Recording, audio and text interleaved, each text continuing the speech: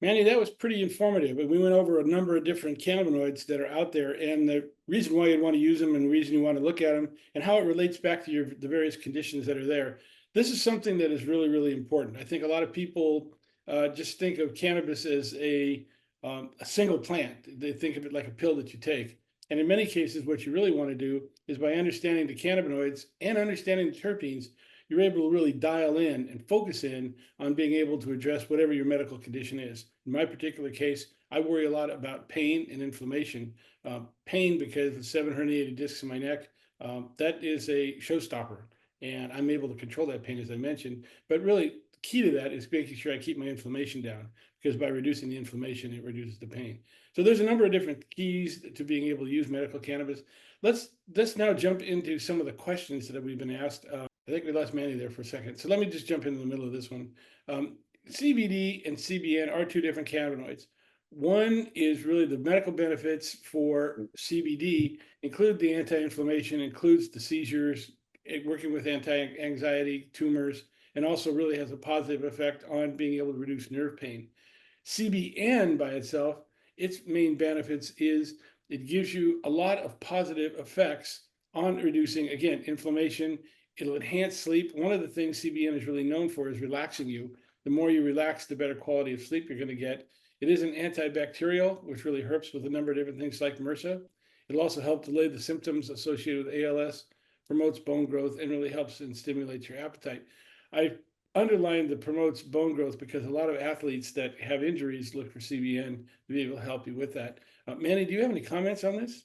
You covered it pretty well. Sorry about that earlier. I think the only thing that you left out or that may have been brought to the attention is that CBN is pretty much like a degraded version of THC. A lot of people who like to use kief, especially out of their own grinders, would have a CBN-like effect because it's aged and older. And THC tends to lean towards CBN, which is also why it's harder to find in the state of Florida at dispensaries. Mm-hmm. Yeah, but it does two different cannabinoids, both of which are very beneficial. And again, this goes back to what I was mentioning earlier, being able to home in on your particular condition and being able to get the cannabinoids that help you quite a bit. Manny, let's jump into the next one. I'm sure you've never heard this question before. Delta 8 and Delta 9 are on the legal cusp. Is Delta 10 legal, and which one is medical cannabis? That's an excellent question. You want to jump into that, or you want me to take that one? Sure, I'll start off on that one. So it's all medical marijuana in my view. It all comes from the plant in a sense, but Delta 8, as you are probably familiar with, is not basically coming from the plant. It's usually less than 1% of the plant. And it's manufactured, and that's what makes it kind of dangerous because it's not regulated. So I always tell people if you're working with Delta 8, as long as you know you're getting it from a reliable source, you're getting certificates of analysis possibly. Otherwise, you don't really find that in the medicinal industry right now. Whereas Delta 9 THC is a decarboxylized version of THCA, the acidic form. And that's what we're all used to for that euphoric or intoxicating effect. That's the biggest difference. There is a Delta 10 I've seen on the market. You could get over the counter. Again, how it's produced, nobody knows. You can't really trace it back to its original source. Hence, it's kind of, it can be dangerous. Yeah, I did look into Delta. When I did my Delta 8 webinar, I looked into Delta 10. Do not use Delta 10.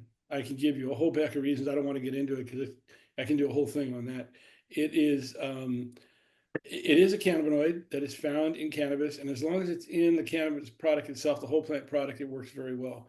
By itself, I would be very, very careful. And again, it goes back to the fact there's not a lot of Delta 10 produced inside the cannabis plant itself like Delta 8. So a lot of times when you walk into these head shops and you buy Delta 10, it's really an isolate. It's really something that's been manufactured. It's a synthetic. And I really do not like synthetics for a whole number of reasons, including the fact they haven't been really rigorously tested like some of the other products that are out there. I worry about the side effects, which we just don't know about right now. And I know that Delta 10 has caused a lot of negative side effects in the market itself. So again, just put an X on Delta X, Delta 10, forget it. Delta 9, Delta 8, they work, use them from a medical cannabis dispensary. And again, or someone who has a COA that you can trust. Manny, let's go to a simpler question. What is the best indica flower for aiding in sleep? I think there's a number of cannabis products you can use for sleep. Absolutely. Man, the list is too long to even try to go down that list. But I think that it'd be better answered to say that or to suggest that you're not looking for an indica flower. Indica flower or the indica category, meaning indica, relaxing sedative, um, or otherwise what you want to find is the terpene profile with the cannabinoids in that indica product, whether it's a flower, an oral, an edible, an inhalant, such as a vape. And basically, what you really want to find for aiding in sleep is something heavy, not necessarily in THC, but in the terpene, myrcene and linalool, Okay. particularly because myrcene allows more THC to get to the brain. You don't really need those high levels of THC. And then you also may want to ingest it rather than inhale it. So that way it may take a little longer to take effect in your body. However, it'll last longer, helping keeping you asleep rather than just getting you to sleep. And you have to wake up with a new That, product somewhere in the middle of the night. that's a really good point. The route of administration, especially for sleep, is important because if you take an edible like a gummy, I tend to like I make my little what my wife calls happy brownies. You stay to the edible side of it. They will last. They'll take about anywhere between 30 minutes to 2 hours to work. It takes about an hour to work for me, but it will work for 10 hours, which means if I go to sleep, I can stay asleep. If you take some of the tinctures, which last about 4 to 6 hours, or even if you take just you're using flour and smoking a joint, which will last only 2 hours, you'll wake up in the middle of the night and then you'll need to reapply that to be able to get that to work. So you're right. It's a matter of paying attention to the terpene profile and then also paying attention to the route of administration, meaning stick to a gummy and careful be cool when you use gummies. Don't eat them like Skittles. Wait an hour or two before you take another one. Otherwise, if you pop them like Skittles in 3 hours, you're gonna definitely feel it, and you'll sleep through the night. There's no question about that. Absolutely. Um, Manny, let's go to the next question. How do I ask for specific strains to meet my needs? Do I try and figure out which terpenes will be compatible with my cannabinoids?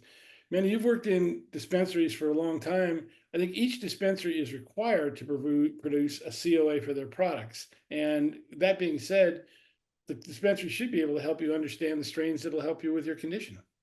Absolutely. And most dispensaries will have specific strains that they cultivate at their grows time and time again. And although keep in mind batches may change and vary, and just a couple of percent drops in terpene content and or cannabinoid content can make a difference in the effect it has. However, keeping a journal of all your products. And if you find a product you really like, try to obtain that COA. You might want to do it rather fast because once that product runs out of stock at a dispensary, usually those COAs are no longer available unless they're online, and most dispensaries are getting to that. And as far as the terpenes that are compatible with your cannabinoids, you want to find the terpenes, the cannabinoids, and the flavonoids, the total entourage effect or synergistic effect that's compatible with your endocannabinoid system. And once you find that by journaling and trying different products, you'll get closer and you'll be able to use your notes in order to find products that are similar or like to something that really worked. I would also recommend try starting off with ratio-based products.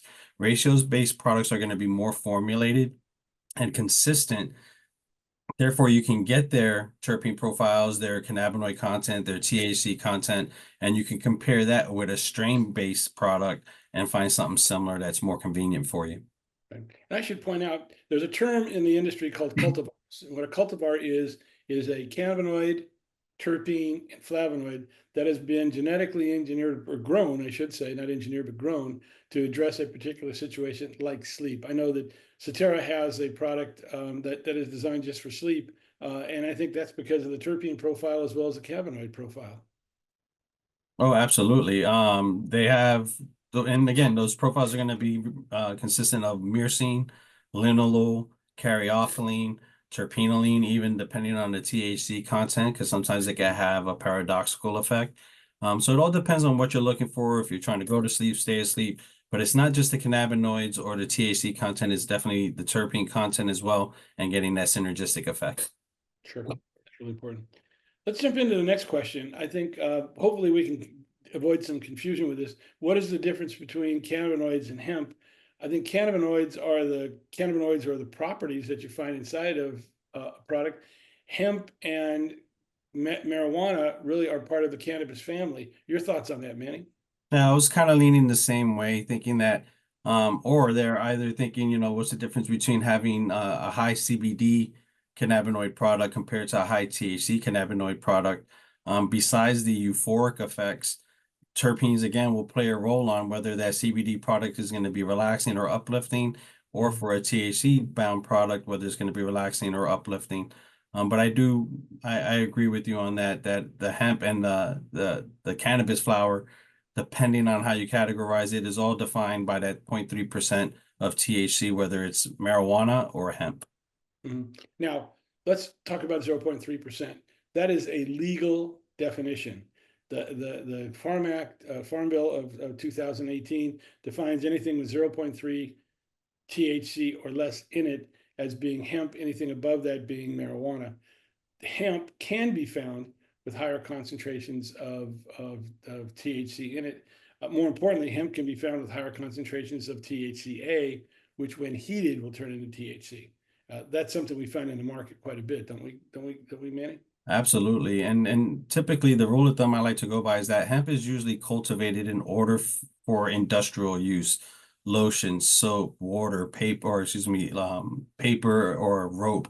Whereas marijuana or cannabis, by definition, is usually cultivated for medicinal uses. Hence, Yeah, they want that higher THC or cannabinoid content rather than fibrous. yeah. It's a primary versus a byproduct.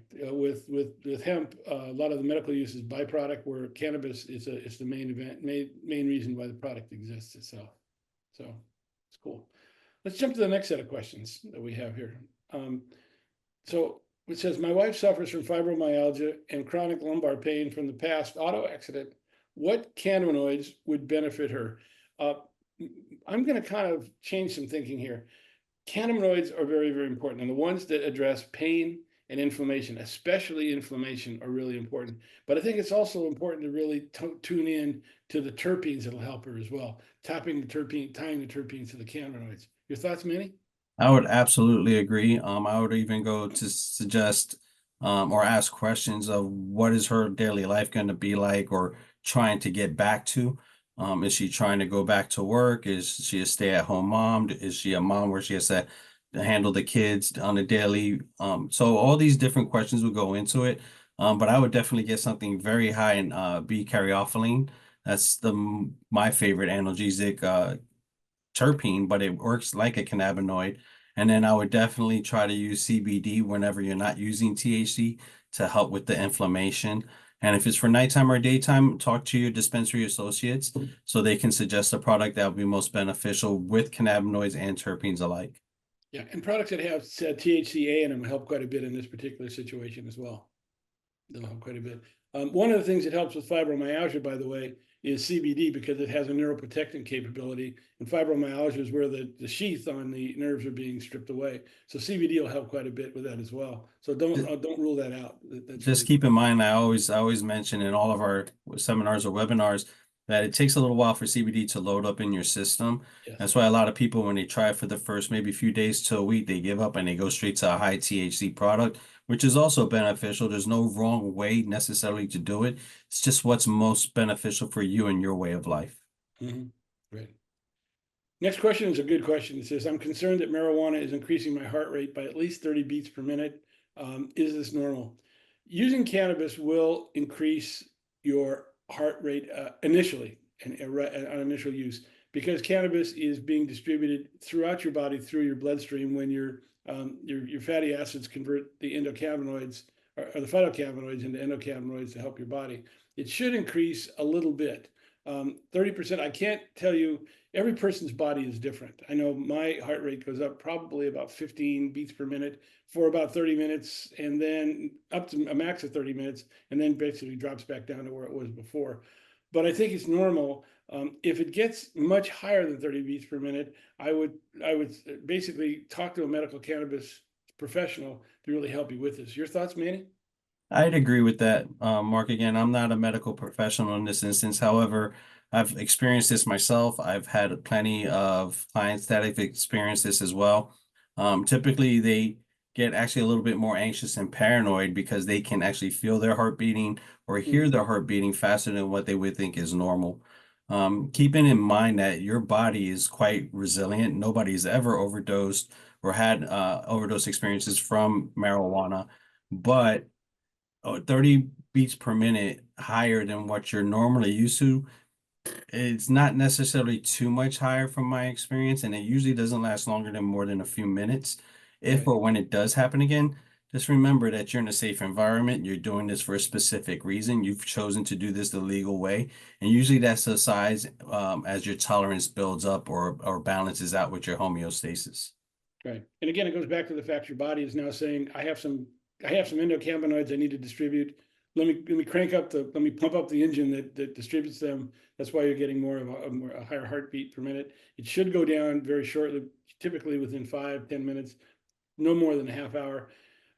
Again, depends on each person's body. And also, remember, if you're nervous about this happening, it'll actually aggravate that situation as well. So pay attention to that as well. Just relax, as Manny says.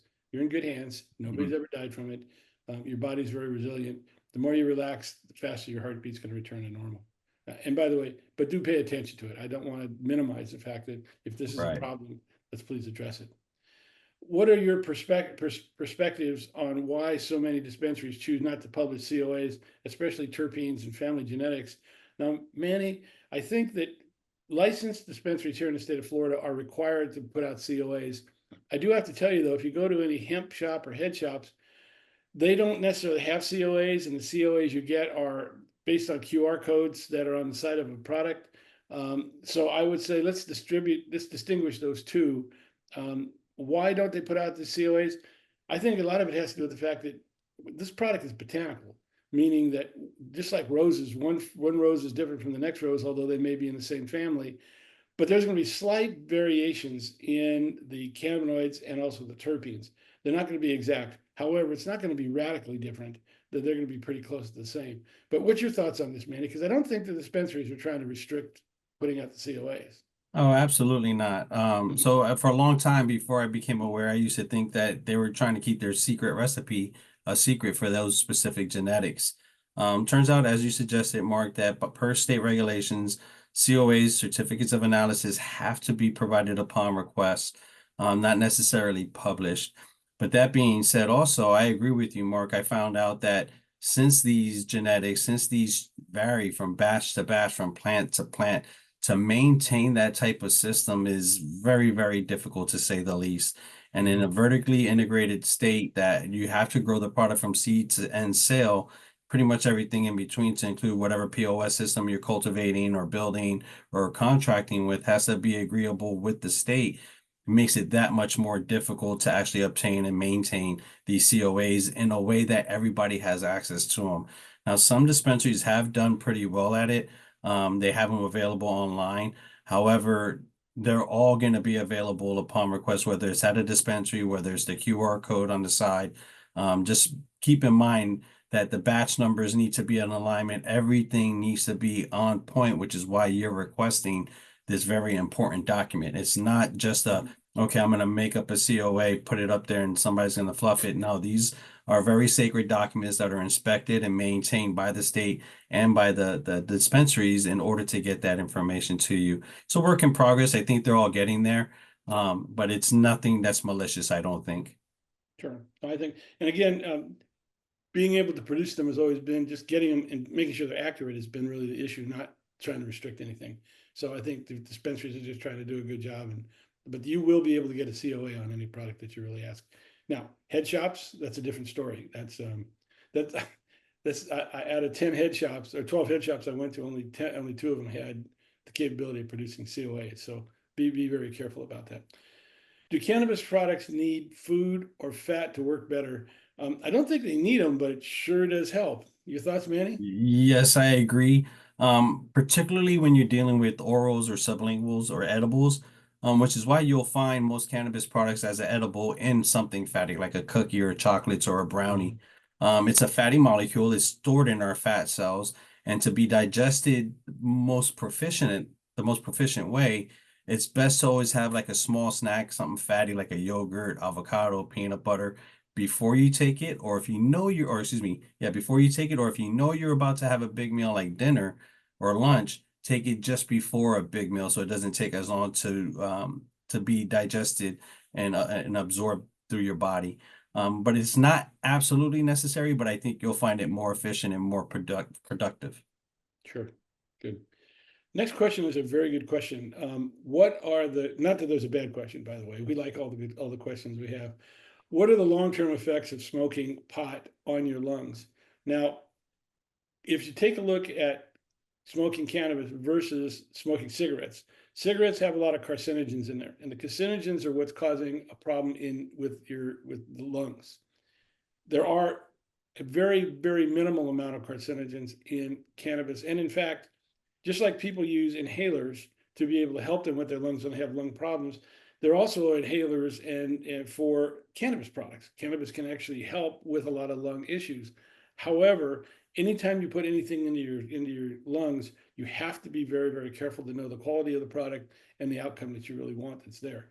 So I think that if you take a look at smoking anything that you do long term will have some sort of effect. I think it's not going to have the same effect as cigarettes, but it could have some sort of effect. Again, every person's body is different.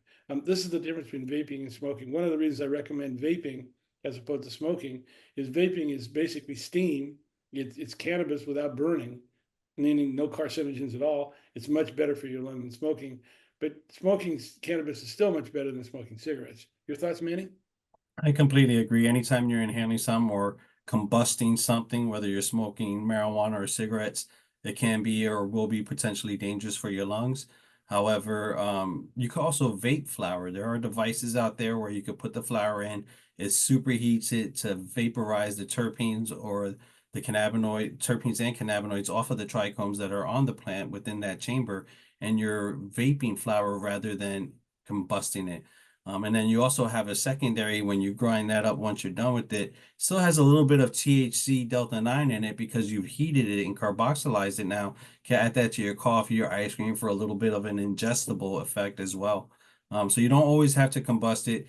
But long term can be bad, it can be good. It all depends on the person. I've seen people who've never smoked a cigarette had lung cancer, people who smoked since they were 12 and never developed any cancer in their lungs or otherwise. That just goes to show how resilient and different our bodies are. Yeah, and every person's body is different. I mean, some people can take one drink and be done for the night, and some people can drink the whole body and just get started. The same thing with this. Every person's body is different, but it's not going to have the negative side effects of smoking. But I No. recommend if you want to be able to use it and smoke it, I recommend using vaping. And I'm a huge fan of the dry herb vaporizers. That's what I use personally. I just want to stay away from that whole um, burning issue. And by the way, my dry herb vaporizer works much, much better than smoking it. I was in a situation where I have a Stokes and Bickle, and I brought mine to a group, and a couple people were smoking joints, and everybody gravitated to the Stokes and Bickle mainly because it worked better and got them higher much quicker. And I was able to dial in the terpenes, which when you smoke a joint, it burns off all the terpenes and flavonoids. But when you use the Stokes and Bickle, I'm able to get the full benefits of that. So really, I recommend dry herb vaporizers quite a bit. And we have lists of we have lists of which ones you should be taking a look at if you really have some interest in that. Send an email to me at events@marijuanaaware.com, and I'll send you a list of. In fact, we might even include them in the follow up to this, which is great. Let's run to the next question. Please explain CBN and THCA and their functions on the body. I think we actually went over those pretty. We really kind of went into those in depth. But Manny, you want to do a quick cliff notes on these? Sure, sure. So real quick, CBN is a degraded version of THC, basically. If you have flour and you store it too long, you notice how it kind of turns brownish. Those are the trichome heads on top of, or the trichome heads where all the terpenes and cannabinoids are found, becoming overripe. And the THC then converts to CBN before it's actually totally degraded and not good anymore. CBN is going to have anti-inflammatory, very relaxing, very medicinal effects in order to help relax the body, not as euphoric as THC is. And if it is, it doesn't last quite as long, though the benefits of the anti-inflammatory does. THCA is the acidic form of THC, which is what it is. So you have THCA first, then THC, Delta 9, Delta 8, or whatever version, and then it can degrade into a CBN version. So THCA is the acidic form. You can ingest THCA all day long, as long as you're not heating it and inhaling it and not get euphoric. But as soon as you heat it, that decarboxylizes it, gets that carbon molecule off, and it becomes Delta 9 THC, which is more euphoric. Now, when we use the word heated it, you're talking about a temperature of 300 degrees or more. Is that correct? Correct. Okay, now here's what's very fascinating. Little fun factor, little tip. In the morning when I make, I've switched to tea versus coffee for a number of different reasons. When I make my tea or coffee, I take a little bit of the cannabis bud and I drop it in that coffee in my mug, and then I put the coffee or the tea in there. Now the tea is heated to 212 degrees. The coffee is heated to about 230 degrees max. Okay, it could be actually less.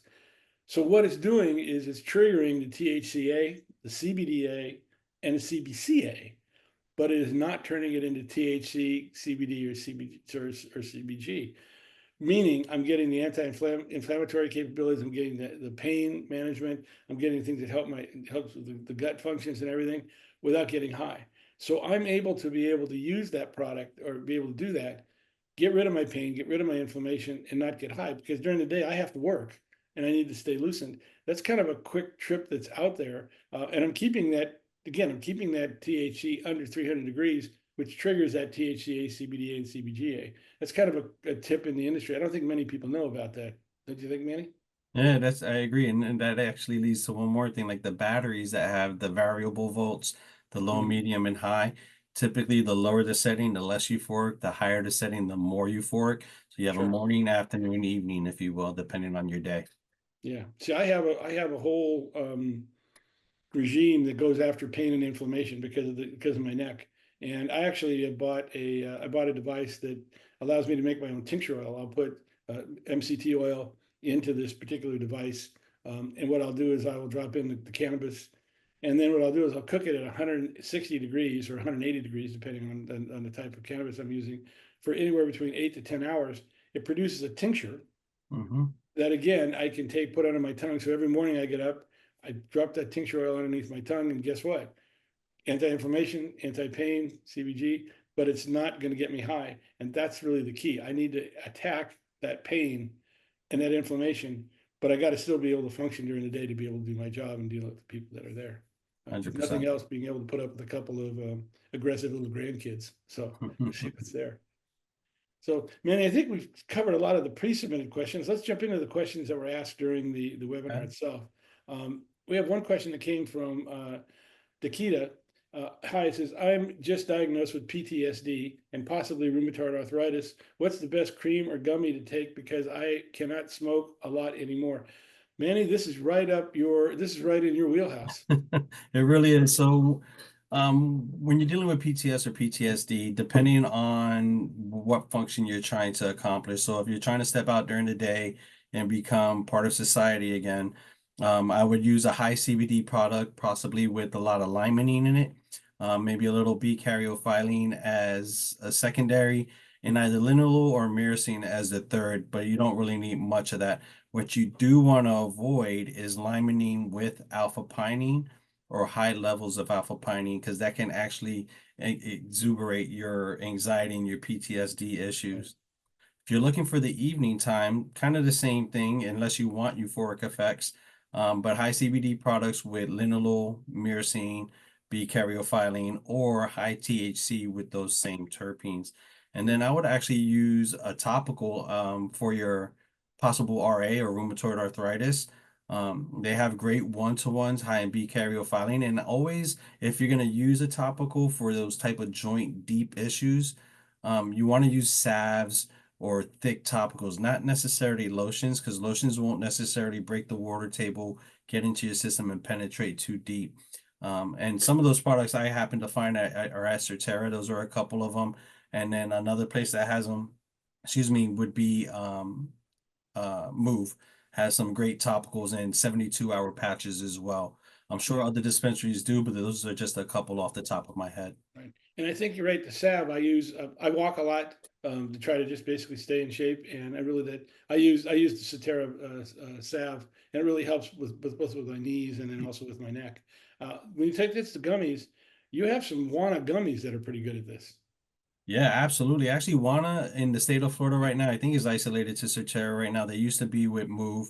And one of the great things about Wana is they're homogenized, so you can actually take a 10 milligram gummy, cut it in half or in quarters, and have an even titration of medicine throughout that, and titrate your way up. As we always suggest, start low, go slow. And they have ratio-based gummies as well, where you can have some that are heavy B-caryophyllene and maybe moderate to mid-level THC. So like a 2 to 1 or a 1 to 1 with the CBD being the first number and the THC being the second number. They taste great. And again, I always recommend a small snack before, or if you know you're about to have a big meal, just before a big meal. The biggest important of why I say that is because if you're going to sleep, you don't want to go to sleep on a full stomach. It's not the healthiest idea. But if you have a little cup of yogurt, maybe a spoonful of peanut butter or something like that, a couple slices of avocado, and then have your gummy, it may be more beneficial and get into your system, providing more relief. Yeah, that's a good tip. Great. And Nikita, thank you very much for that question. Kevin asked a good question here. It says, hello, I was wondering how and why if I smoke a higher THC content, say 30%, and then the next day I smoke an 18% THC, will get hit harder than the stronger stuff. I apologize for not knowing the proper terms quite yet. Kevin, don't worry about the terms. That's our problem. That's our issue, not yours. Um, this is an interesting question because this happens quite a bit. Manny, you want to take a first stab at this? You want me to jump into it? Sure, I'll go first. Thank you. So basically, in my experience in dealing with this, is perfect example of terpenes in different category of chemovars or strains that you're Yes. using. So typically, if you're using the 30% during the daytime, it may not have that much myrcene in it, so not a lot of THC is getting into brain as fast as it would if it had a lot of myrcene, possibly in that 18% product. It all depends on your environment. It depends if you're smoking alone, if you're using a product alone. There's a lot of variables that go into that. But the biggest thing I would suggest is the terpene profiles making that impact where you're not seeing it. Now, if it's the same product and you're getting a different exchange in it, it could be your tolerance. I've experienced products that are 12% that would whoop a 30% simply because of the terpene profile, but then the very next time I try to use that same product that was amazing to me, because of the way my body works and my tolerance gets so high so quickly, I don't have that same effect. So I'm consistently balancing between CBD and high THC products. But that would be my suggestion. Yeah, and I think also, I think you're hitting the nail on the head. A lot of it will probably have to do with, as you mentioned, some of the terpenes actually help enhance the THC, and so you're probably the terpene profile of the 18% falls into that category more than the 30% product itself. And then again, remember, when you're smoking, you're burning off a lot of the terpenes, you're burning off a lot of the flavonoids, so you may be leaving some of the terpene, some of the terpenes in the 18% version versus the 30% version, depending on how the product actually burns itself. That's why using dry vaporizers are really ideal to help be able to regulate that. So, I well, would even expand a little bit more, Mark, in that I've had experiences where I tried a product almost blindly, not just to try a new product, and it hit me significantly, whether I was more clear-minded and focus and clarity, kind of a high buzz, if you will. I call high, meaning I use a sativa product, and stone, meaning I use an indica product because I'm not moving, I'm couch locked. But I would get that experience and it just wasn't expected. That's why it hit me so impactfully. Whereas if yeah, I'm expecting a certain sensation or experience, then it's not necessarily as impactful. It's like, okay, I was expecting that it's doing the job, great job, whether it's exceptional or otherwise. But when you're not expecting something is when it's like, whoa, where did that come from? And that's usually where journaling, taking these notes, what product you use, and then comparing it with similar or like products will help you understand it a lot better. sure. That drilling helps quite a bit. I know it helped me with my pain management. So I think we've attacked all the questions that are out there. And first of all, I want to thank everybody for joining us tonight. We've gone quite an hour and 20 minutes. I know it's a long webinar. Hopefully, you've got some information that'll help you be able to get your life back. This is the reason that we do these webinars, is to in fact help you with your medical cannabis, with your condition that medical cannabis addresses and helps you be able to get your life back. I do want to mention that this quarter we've covered almost all of the cannabinoid, the webinars. The next one we have will be in the middle of December, right after the holiday, right after the Thanksgiving holiday and before Christmas. We're going to talk about the wellness side, semaglutide, a weight loss product, but this is a safe use of it. There's been a lot out there about Wycobie and semaglutide and things. This is a very safe using it, and I use it, and I found it to be very effective. And tied to my cannabis regime has really helped me get my weight under control in my body and my physical strength back. So you might want to join us for that. And I do want to throw a note out. We will have a whole new series starting in January. And what we're going to do in that particular series is we're going to walk you through literally from getting your card all the way through the first 6 months of using the product, or even if you pass that 6 months of using a product, all the tips on being able to use medical cannabis, all the way from how to start, how to do your dosing, running through which, again, cannabinoids, terpenes for different conditions. We're also going to have another webinar on cooking and sleep. So we'll be touching a lot of different subjects next quarter. So please join us. In the meantime, join us on social media. Please check out our YouTube page. You may be watching it on YouTube today. Please like and subscribe. It would help our channel quite a bit. And feel free to go out and take a look at these, because this channel is really designed to really help you get more information and help you be able to help you with your cannabis journey. Manny, any final thoughts? I'd just like to say thank you to everybody for sticking with us. Again, it was a long one compared to what we normally do. I hope everybody learned something, and then you can always reach me at thebluntjoint.life or my colleague Angela at thebluntjoint.life as well. Thank you, Mark. Mm-hmm.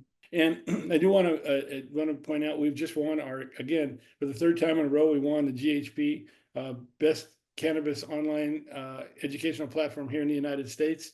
And so I do want to thank everybody. This was a team effort. It's just not myself, and Manny, yourself included.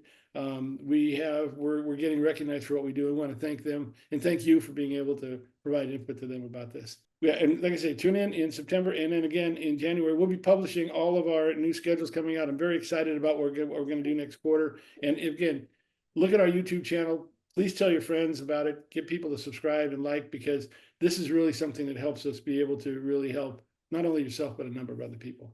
I want to say thank you for joining us, and have a good evening, have a good weekend, and happy holidays.